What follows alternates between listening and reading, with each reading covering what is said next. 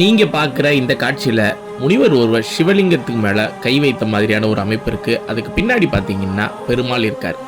இதுக்குரிய அர்த்தம் என்ன?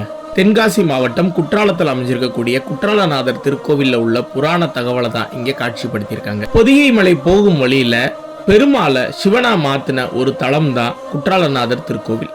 இன்னைக்கும் பார்த்தீங்கன்னா சிவலிங்கத்து மேல அகத்தியரோட 5 விரல்களை அந்த அடையாளமா நம்ம பார்க்க முடியும். அதே வேளையில பொதுவாக சிவபெருமானுக்கு எந்த இடத்துலையுமே தைல காப்பு சாத்த மாட்டாங்க. தைல காப்பு அப்படின்றது பெருமாளுக்கு மட்டும்தான் சாட்டக்கூடியது. ஆனால் அதிசயமா குற்றாலநாதர் திருத்தலத்துல பெருமாள் சிவபெருமானுக்குள்ள இருக்காரு அப்படின்றதுக்காக இங்க உள்ள சிவலிங்கத்துக்கு பார்த்தீங்கன்னா தைல காப்பு சாற்றப்படுவது இங்க சிறப்பு வாய்ந்தது. அதனாலதான் இந்த காட்சியில பார்த்தீங்கன்னா அகத்திய பெருமான் சிவலிங்கத்து மேல தலையில கை வைத்த மாதிரியான ஒரு அமைப்பு இருக்கு. அதுக்கு பின்னாடி பார்த்தீங்கன்னா பெருமாள் நிற்கக்கூடிய அமைப்பு இருக்குது.